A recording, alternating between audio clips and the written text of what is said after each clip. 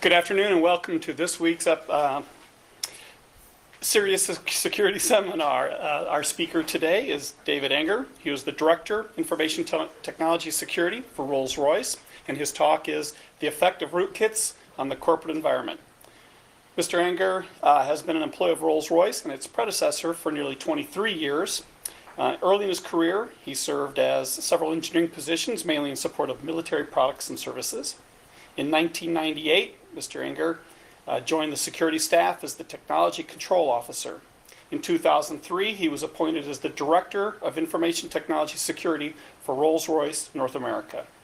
He's responsible for establishing information security policy for Rolls-Royce America. He is also responsible for conducting investigations and responding to incidents involving the company's information technology assets, and supports the company's legal staff in responding to electronic discovery requests. Good afternoon. As we go through this, feel free to interrupt me with questions anytime along the way. I think we'll have enough time to cover everything.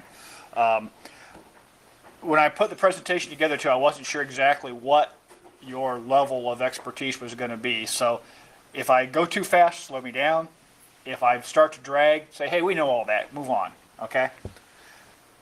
We're talking a little bit about the effect of rootkits on the corporate environment, and this is really based on a real-world problem that we experienced about 18 months ago, along with a large number of other major organizations, particularly in the aerospace and defense industries. Okay, some of it you may have actually read about in the newspaper, but it may have been somewhat cloaked to exactly what was going on.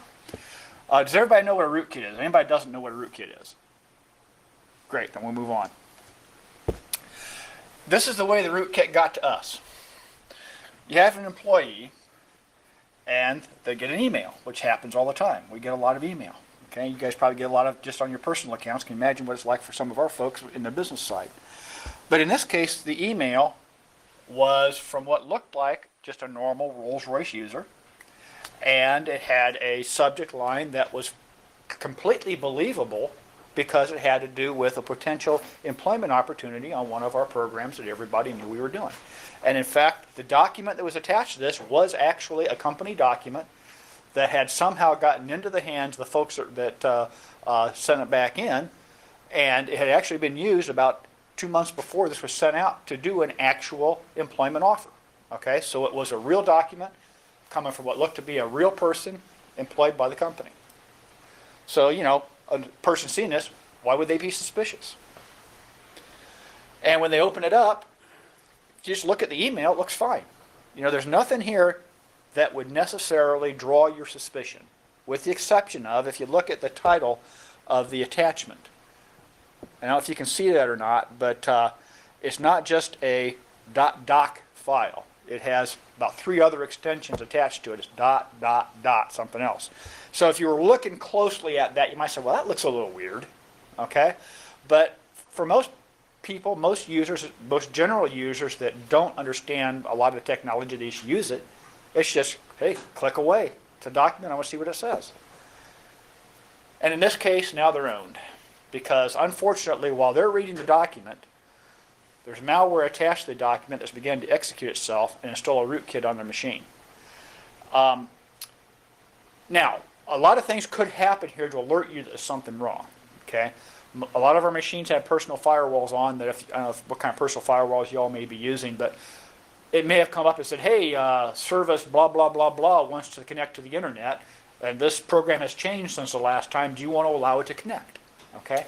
Now, unfortunately, when you have a lot of those firewalls, a lot of users see that come up a lot, so they say, oh, yes, yes, yes. You know, it's always yes, okay? There could be other indications that your computer is connected to the internet even though you haven't opened the browser. But again, most users, they wouldn't know if that was normal or not because they don't pay that close of attention to exactly what the computer is going to do.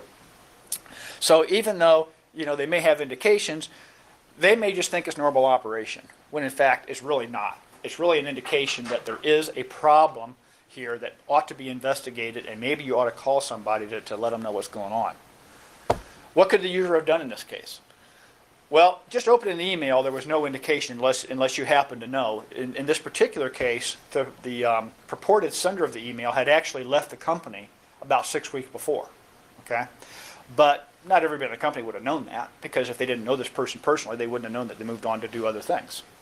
But there was reason to be suspicious when you looked at the chief engineer document. It was chiefengineer.jsf.stovoll.crw.q.doc. Now that's kind of a strange combination of extensions. And that should have gotten their attention. In that case, it could have called the purported originator of the email and said, hey, did you really send this? And what's this document supposed to be all about? Because it looks kind of weird. But they didn't.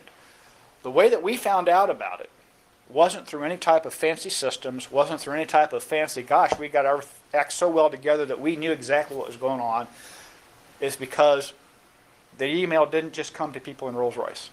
It was sent to a lot of other organizations. And in the document it said, if you're interested in this position, call so-and-so at this phone number. Well, so-and-so started getting a lot of calls from other organizations saying, what's this all about? And that's what alerted us to the fact that there may have been a problem. In this case, what happened was that the originator spoofed the internal email account name of the person who was purported to have sent it, okay? Now, most general users wouldn't know what to look for in this case, and they didn't. They just, clicked away and did what they thought they were supposed to do. But of course, if you've ever used Outlook, and this is what we use and what a lot of companies use for their email client for the users, you can find out where the email actually did originate by simply right-clicking on the email and going to the options block. And then what happens is that you can see the email header. And in the email header, you can find a lot of information. In this case, we can see exactly the path that the email took to get from the originator to the destination. And you'll notice that it goes through a couple of servers in the 132 range of IP addresses. Those are our gateway servers. Those are legitimate Rolls-Royce servers over in the UK where our email comes in. And then you can see that it goes from the UK to a North America server. But if you look real close, where I have it highlighted in green there, you'll see an address outside of the 132 range in the 60 range, which is where the email actually did originate.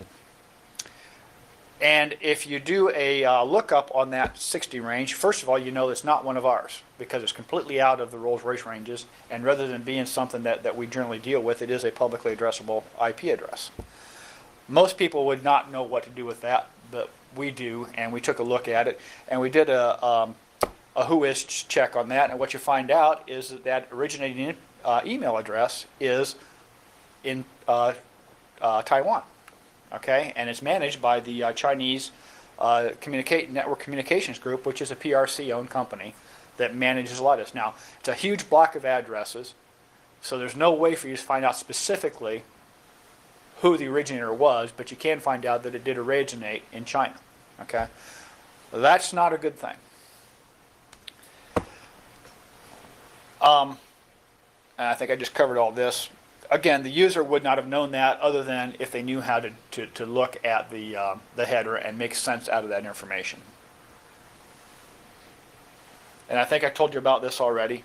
And then at this point, when we received the call from IT, on the IT security side, we started looking at internet activity to say, okay, first of all, how many people got this email? What does the email consist of? What kind of activity is the malicious code that's attached to it trying to perform? And what we found was that there was evidence by looking at our internet logs of data leakage from inside the company to these areas where the email originated. And we also observed that it was a continuing thing. So in other words, people did get infected, and it was continuing on. Leakage were going from Europe and from the US, and there were a number of clients involved. And as we started doing the investigation, we discovered that there were earlier undetected attacks of a similar nature. Okay? Because remember, like I said, we only found out of this one because the users called us and said, hey, people keep calling us about this message that we never sent out. Okay? At that point, we declared a major incident within the company, and we disconnected everybody from the internet. Because the only thing we could do to stop the data leakage to start with was just disconnect from the internet. And we were just fortunate that this occurred on Friday, so that our disconnection was over a weekend while we were trying to sort this out, So it didn't disrupt the business as much as it would have otherwise. Because as most companies, we rely on the internet for a lot of things, including email, working with customers, working with vendors, working with partners. The internet is a big part of our business. And we can't stay disconnected from it for very long without starting to impact the ability of the business to operate. We collected copies of suspicious email and the malware, provided them to NICSE, which was that's the National Infrastructure Security Coordination Center in the UK. That's the equivalent of our DHS here, okay, for the UK. And to our AV providers to try to look at the email and analyze the malware and see what they could come up with, so we could actually see exactly how it was working and what we could do to prevent it or to clean it up. And we also took some of the client devices that had been infected, and we did forensics analysis on those. What we found out was this malicious code. What it does is when you open the attachment, it starts dropping executable code into your temp folder. Now what it does is it drops a code there that starts the malware installation, but at the same time opens up the document that you thought you were going to see. So the user just looking at a document, they don't know what else is happening behind the scenes. Okay? And it drops some things into other parts of the system, in the System32 folder, a number of different types of files that we found that were part of either this particular infection or other similar infections that had happened previously. Now, what we did find was that in order for this to work, the user that was logged onto the machine when they opened the email had to be at least a power user or have elevated access privileges. So if somebody was working in a lockdown user state, this would not work on, because the malware can only operate in the context of the user that's logged into the machine. So if the user logged into the machine is just a general lockdown user, the malware couldn't install, because those users don't have the authority to install programs. But if it was somebody had elevated privileges, then it could install and it could wreak its havoc. We also found put a file called iexplorer.exe on all the infected clients, and this was a C++ based program that appears to have included WinRAR as part of it. And what we found was happening was that the WinRAR was being used extensively to compress and encrypt data that was being sent back out again. And we found a number of other files also on there. At the bottom here, you can see how the files were constructed for dissemination back to the perpetrator, in that it would come up and it would have some type of a number, like in this case BK2X part with some integer, 1, 2, 3, 4, 5, 6, 7, whatever it may be, .tmp. And what we found was that each of these files was about 500 megabytes when you would find them, and then that's what it would transmit back to IP addresses back in China. Now, this is what the malware was capable of. And if you look through that list, it's pretty scary, because basically it's got complete control of the machine. And it used a program called PC Share 2005, which is a command and control program, which would allow, once the malware is installed, the malicious code writer to get back and basically give commands back to the machine to do things. Now, what was interesting about this particular one was it was obvious that whoever sent it in had done their homework, because internally it seemed that the malware was directed towards people who are working on specific technologies across the organization related to specific programs. It wasn't like everybody in the company got the email. Okay, so we're speculating that whoever did this had done some type of earlier attacks or something where they were able to harvest email addresses, harvest some type of organizational chart that gave them an idea of who was working on what, so that when they sent it back in, they could direct it more than just blanketly covering everybody in the organization.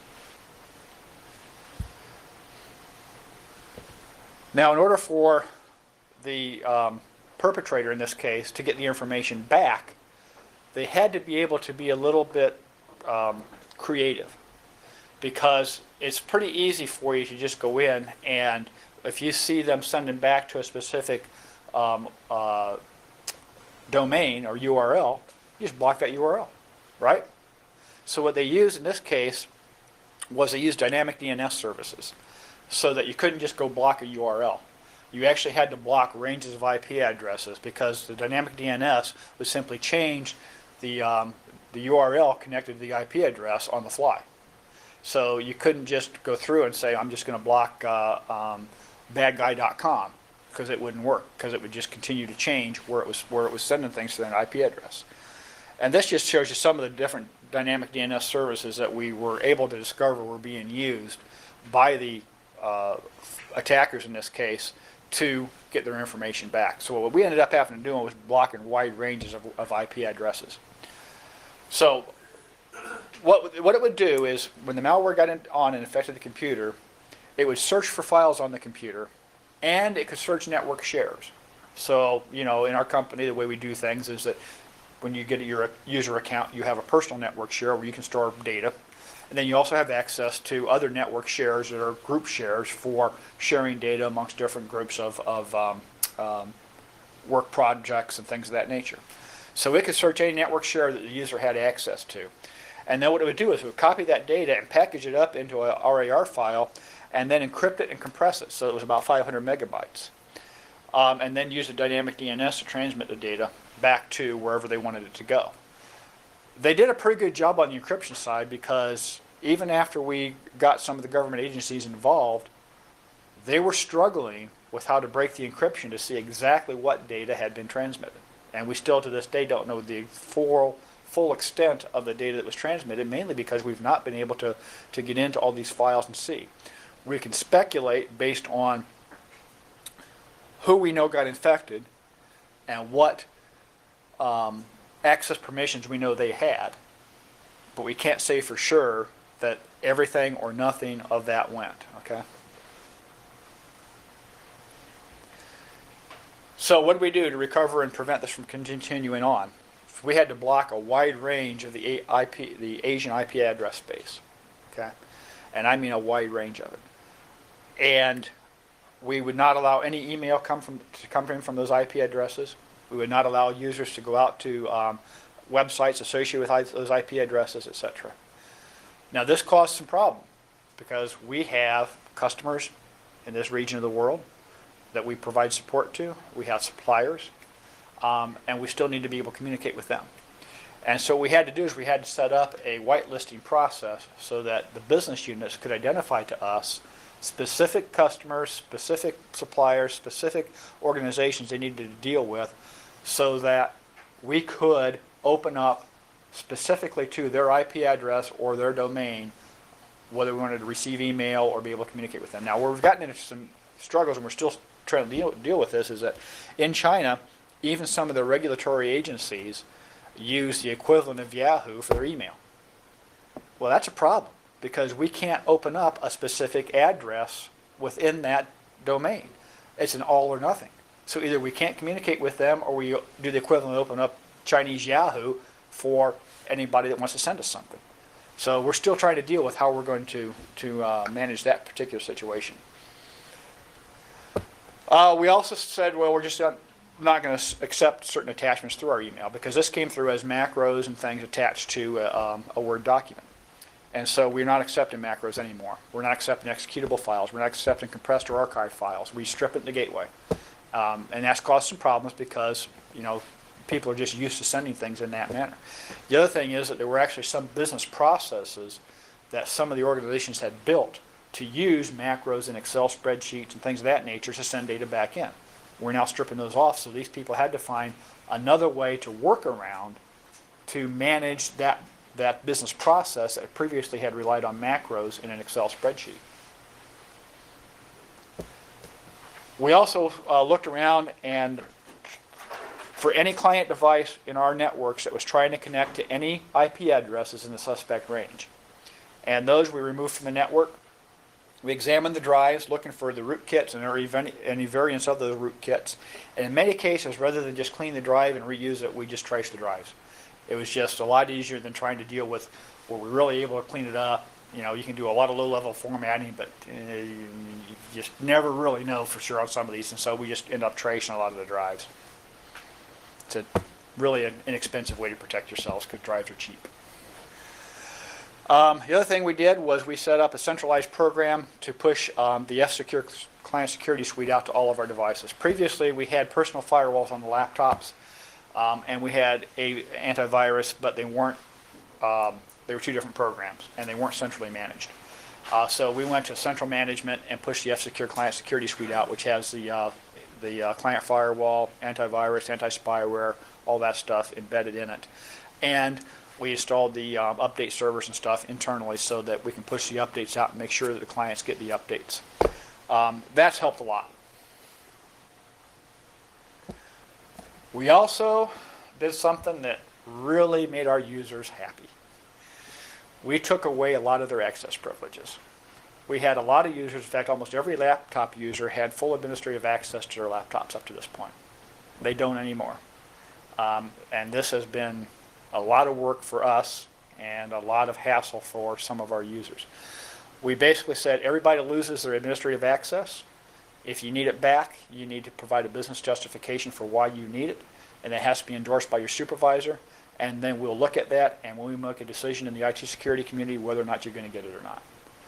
This has been a real big problem, and where we really have found a lot of issues with this are on our people that are out there supporting the customer directly, because they end up with programs and things that may be written by the control system supplier or somebody of that nature to troubleshoot their control system. Or they may show up if they're supporting a ship, they may show up and the shipbuilder hands them a new CD that day, so here's the new troubleshooting program for the ship, and you got to plug into our Ethernet port here to do your troubleshooting of the power system back there, okay?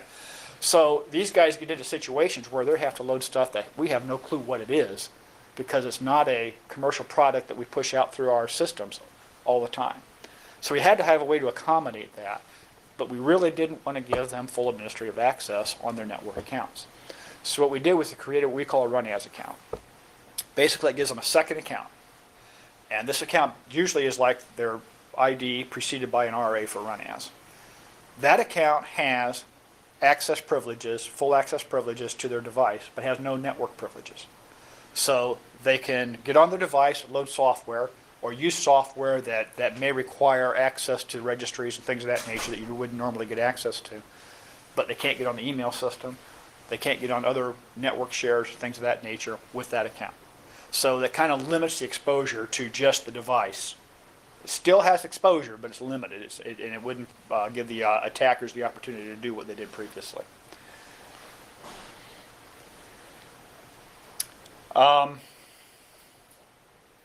We also looked at some way to alert the users to problem email. Because remember, this is a spoofed email that to the user population looks like it was generated internally by a Rolls-Royce user. But it actually came in through our gateway. Well, the gateway shouldn't really accept email that looks like it was generated internally, but it came from the outside. I mean, that's just kind of like a common sense thing when you think about it. But most gateways aren't set up to look for that. And sometimes it's not that easy to detect. Then you're into a problem where a lot of us now, we've outsourced things. We've outsourced things like a lot of our strategic recruiting. We've outsourced things like our learning management system. And these systems, though, have the authority to send email on behalf of Rolls-Royce using the rollsroyce.com reply-to addresses. And sometimes those emails have to come inside. So you kind of have a catch-22. You don't want to accept any mail like that, but you have to accept mail like that because you've built business processes that require it. So what we do now is if there's an email that comes into the gateway that's purported to be a rollsroyce.com reply-to address, it comes up, and as you see here, it says external sender. This is actually a piece of malware that I just got the other day that's tried to come in. The malware was stripped, but you see what it says. It actually came from me, if you notice. It was me emailing to myself, apparently, which just shows you that they still have the addresses out there and they're still trying to spoof us. Okay, but you see where it says caution external sender? That now goes in the subject line of any email that comes in where it looks like it was generated by a Rolls-Royce address. Okay, so that gives the user at least some cautionary message that says, hey, pay attention, this might not be what it seems. Okay, so if you weren't expecting it, it doesn't look like a LMS type of message or something, you probably just want to use the delete key pretty judiciously on those. Okay, so that gives at least the user some ability to have a little bit of control over the environment, a little bit of control over what's going on. It's caused some pain for the business. It's taken them some time to come to grips with this, but they are starting to understand, especially after they see some of the newspaper items like the DoD getting hit with the same thing and other companies getting hit that they're talking to. They know that we're not just making this stuff up. It really is true. We do continue to get attacked with malware, but we're getting a lot of it stripped at the gateway, and the users are being warned. So up to this point, we've not had any further successful attacks that we know about, and we're watching our internet logs a lot more closely now. So we're pretty confident that we're not getting hit, that the protection measures we've put in place, along with some other tweaking that we've done of our systems, has protected us from further attacks of this nature. There was impact on the users, obviously, because the users had to learn to deal with new processes and things. It's become a little bit more difficult for some of them to do their job, but they are adjusting, and we're trying to give them as much support as we can.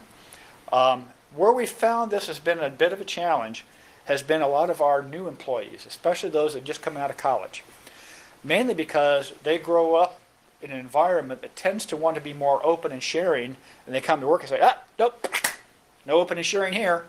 We're closing you down, and you only get to do what you need to do for your job. No IM, no Rhapsody, do your job. Don't worry about the rest of that stuff, okay? And that's a bit of a change for a lot of them. And so I just want to throw this in as a reminder, because y'all are going to be back out there again in the work environment if you're not already. And it's generally not employees just trying to be mean. There's good reasons why we put the security controls in place, and this is a good example of why it's been necessary for us to do this.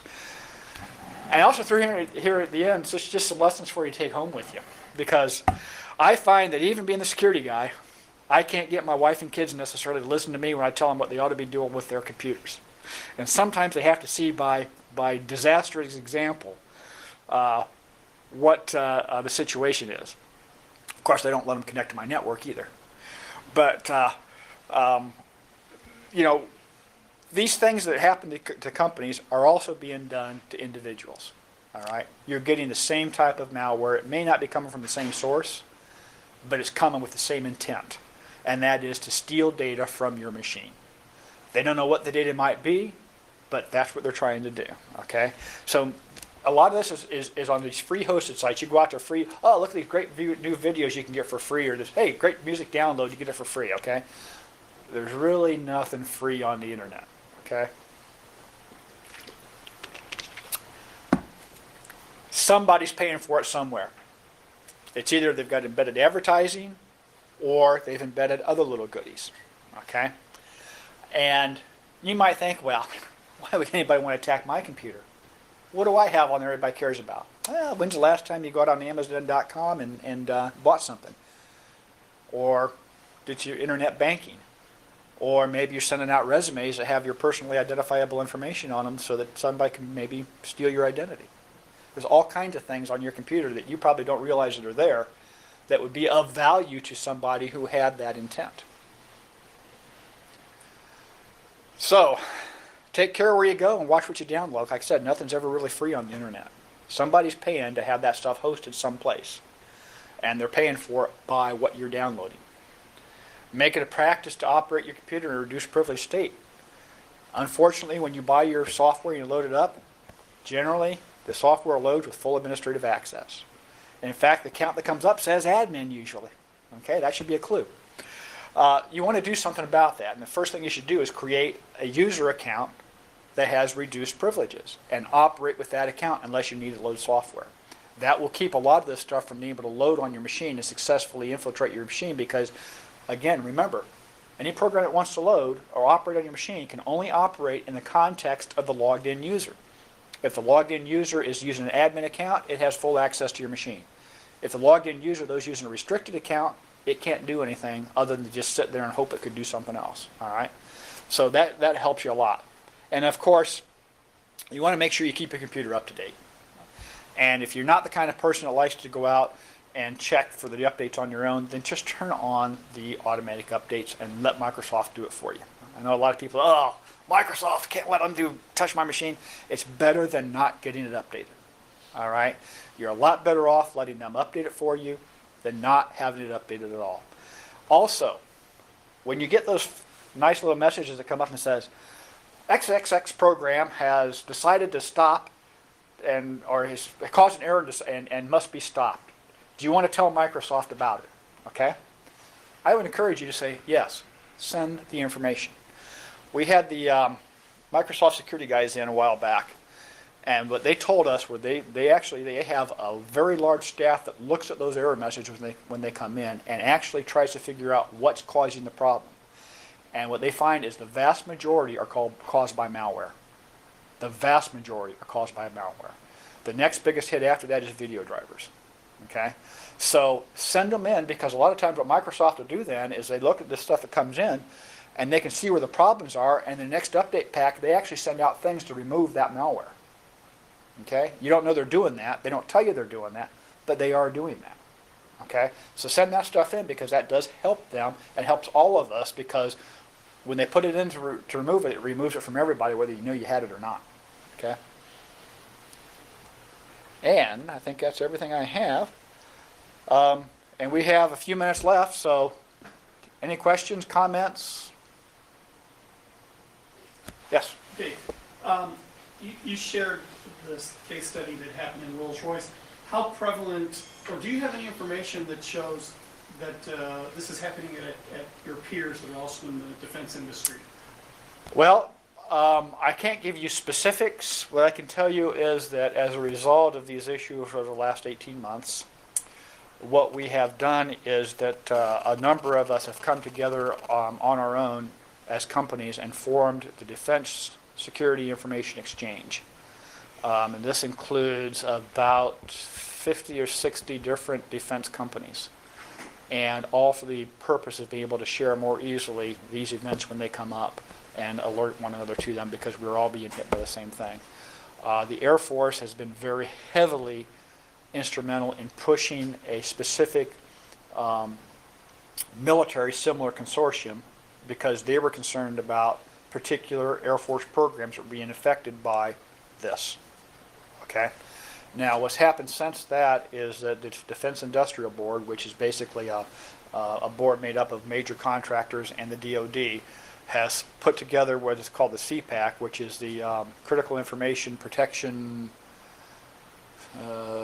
something else committee. Anyway, CPAC has taken a big interest in this, and the Air Force program is merging into the CPAC program, and most of the big defense contractors are part of that.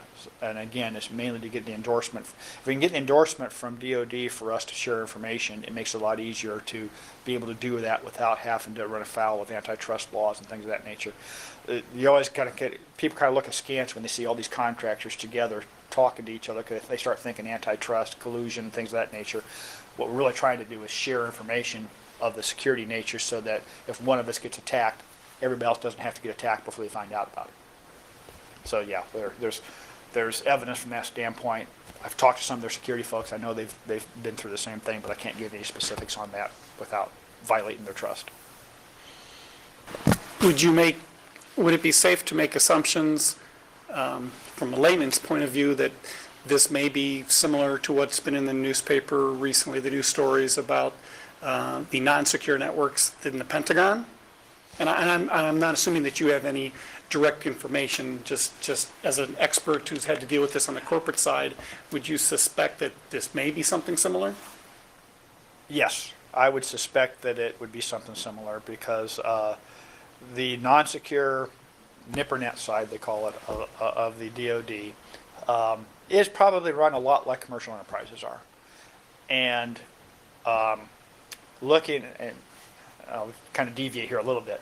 In my other life, okay, I'm a member of DoD. I'm an Air Force Air Guard officer. Okay, so I have to deal with when they come out with some of their draconian changes because they're reacting to something. I get hit with it on that side too. And we have had some must change your password immediately issues that have come up, and they've gone to more extensive requirements for passwords all in the last year or so. So I think you could probably put two and two together and come to the conclusion that they're seeing the same things we're seeing. Yes? This whitelisting process that you mentioned, is that something that's reasonable, you think, in a business to implement, not just particularly for Asian net blocks, but even for just business in general? Is that an honest process, or is it something there are, it's, You somewhat repeat the question. oh, okay, yeah, the question was about whitelisting, whether or not that was an onerous process or something that could be reasonably implemented in a commercial enterprise. Yes and no, okay? A lot of it depends on the users being able to let you know they have an issue with a company that needs to be whitelisted. That's usually your biggest problem, is that users don't understand that there's a requirement for the process. And so what happens is they say, I'm not getting my email. Well, they're not getting their email because the address was in a blocked range and they didn't tell us about it. And so it may take them some days to figure out, oh, wait a minute, maybe I should have told you about, to chase down what the problem was. Once you know what the problem was, it's not a very onerous process, but it does take manpower and effort, okay? And that's where the problem comes in, that you always have to have somebody look at it and say, yeah, okay, we approve this, and then somebody else has to implement it. Now, there are tools out there to make that easier. How many of you have ever tried to email the IRS? Okay, I know it's not the most fun thing to do, or even the most fun thing to think about. But I do recall about 18 months ago, for whatever reason, I was trying to do something with them. I can't remember what it was. I'm still free, so it must not have been too bad. They haven't put me in jail. But anyway, I wanted to email somebody there, and what happened was they had an automated system that they had to do something with their automated system before it would allow me to email somebody inside the IRS. So there are automated systems out there that do some level of these whitelisting checks that can be implemented. Now, most companies haven't because it is probably not cheap. But quite frankly, I think you're going to see more and more of that. I think what you're going to see more and more of is, rather than a allow all and deny by exception, it's going to be deny all and allow by exception. And you're going to see everybody working to whitelist or something similar to that, because this spam issue is just getting so bad, and the malicious code that's being embedded in it is getting so onerous that companies just aren't going to deal with it anymore. It's just too expensive to deal with. We're looking right now, there's a company called Ironport, which is owned by Cisco, that makes a nice little device for email gateway control. And we're looking at right now putting that in, and we've got it running right now in monitor-only mode. And we have found, by just monitoring and just doing reputation checking, where reputation checking is, it looks at the IP address of the sender, looks at the rich registry of known bad stuff, no bad addresses and stuff, and sees if the address matches the domain. Just doing that, we're finding 80% of the email coming in is going to be stopped right there. 80% of the email we're receiving is trash before you even look at it, okay? Why should we, and then we're talking millions of messages a day in this case, okay? Why do we have to deal with that? Why do we have to spend a couple $100,000 to put this thing out there to do that work? All because of spam and malicious code. So if we go to a deny all, we can get rid of a lot of that stuff and simplify our systems and our networks and the size of them. And I think you're going to see more and more companies start looking at that. Yes, sir. You said that you destroyed the hard disk trash bin. How do you do that? Well, we have a couple different methods, okay? And it depends on how sensitive we feel the data may have been on it. We may just degauss it and then trash it, or we may send it to our shredder. Just depends on how nervous we are about what data may be. Degauss. Yeah, basically you just, like running a magnet over it. Okay. Yeah, we do our best to make sure that when it's destroyed, and you're not going to find it on eBay. And we have a similar process we do when we retire machines.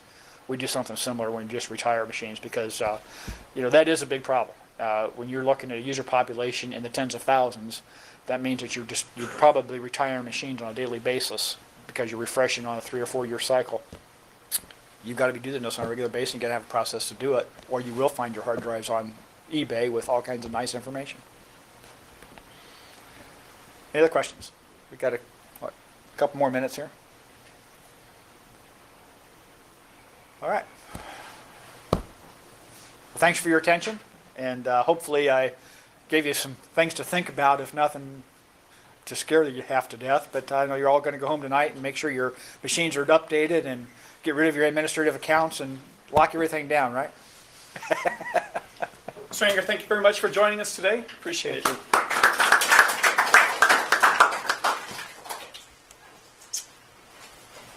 We do have some time if you wanted to informally ask the question afterwards. You do have some time.